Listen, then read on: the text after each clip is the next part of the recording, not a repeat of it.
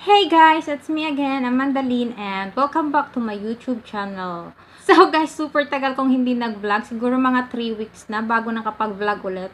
Kasi guys, super busy talaga. Tapos, alam nyo naman, every Monday lang talaga ang day off ko. Tapos, eto nga, may anak pa ako. Ito na. Tapos, eto nga, ayan, oh. May anak pa ako, super kulit. Kaya, ang hirap mag-record ng video. Tapos kung napapansin nyo, lagi na ako dito nagbi-video, hindi na doon sa kabilang room.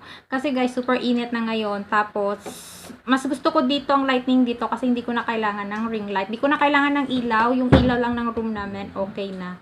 Kaya dito yun ako madalas makikitang magre-record ng video. So, gusto ko lang sana palang magpasalamat sa mga bago kong subscribers. Kahit pa paano nadagdagan ng pakonti-konting aking mga subscribers. Maraming salamat sa inyo. At sa mga hindi pa nakapag-subscribe, please huwag niyo kalimutan mag-subscribe. At hit the bell para ma-notify kayo kung sakaling may bago akong video.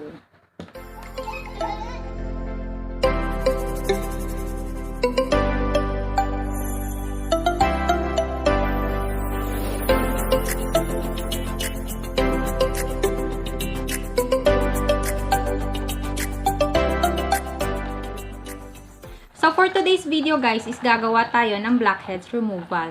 So, ako talaga guys, may blackheads talaga ako sa ilong ko at saka dito. Pero sa ilong, mas madami. Pero yung mga kailangan lang natin guys, is super simple lang. Makikita at makikita natin to sa bawat kitchen natin. Meron at meron talaga to. So, ang gagamitin natin is toothpaste at asin. So, meron ako ditong iodized salt. Kumuha lang ako ng konti, saka itong toothpaste. Tapos, kailangan din natin ng brush para ito ang gagamitin natin mamaya. Siyempre, ang aking mixing bowl, kasi dito ko imimix ang asin at ang toothpaste. So, ito na, sisimulan na natin. Kuha lang ako ng konting asin. So, ang gamit ko pala guys is iodized salt.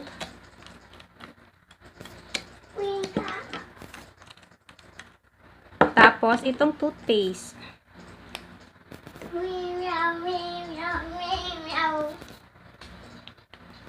Tapos, i-mix lang natin. Mix nating mabuti.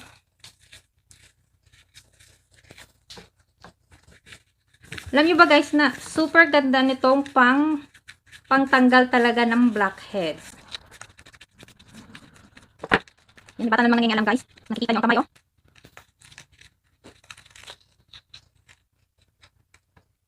Ayan na. Ito na siya. Na-mix na siya ng mabuti.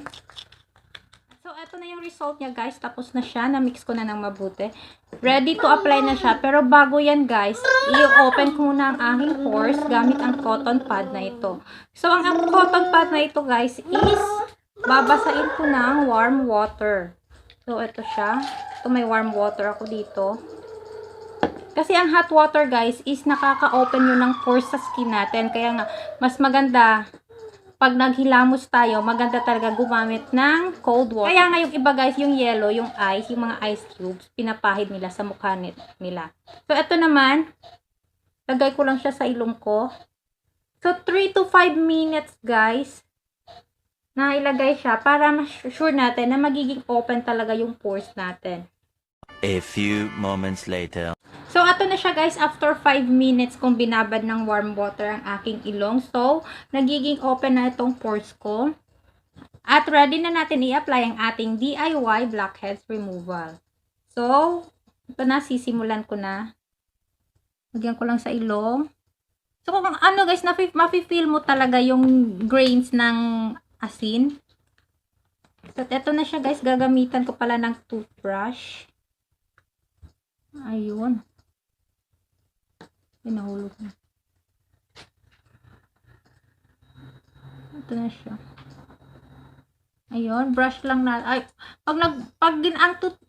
ang toothbrush na gagamitin nyo guys, make sure na malambot para hindi siya masakit sa balat. Kasi alam nyo naman, super sensitive ng balat natin sa mukha. So, kailangan lang natin yung malambot na toothbrush.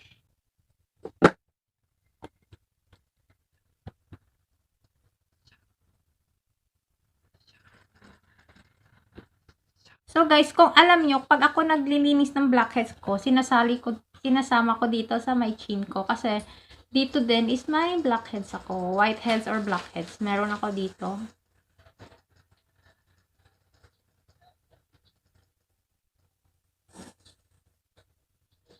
So, ato na guys, na-brush ko na ng maigi.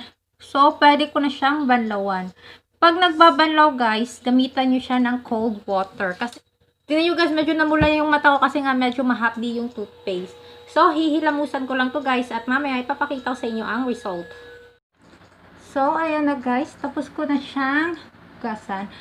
Super effective niya guys kasi kung hahawakan ko ang ilong ko guys is super smooth siya. Alam mo guys yung wala siyang gaspang-gaspang, natatanggal at natatanggal talaga ang blackheads mo. Nalilinis niya ang ilong mo at pati na yun dito yung chin ko guys. Oh, super smooth niya guys, yung walang gaspang talaga.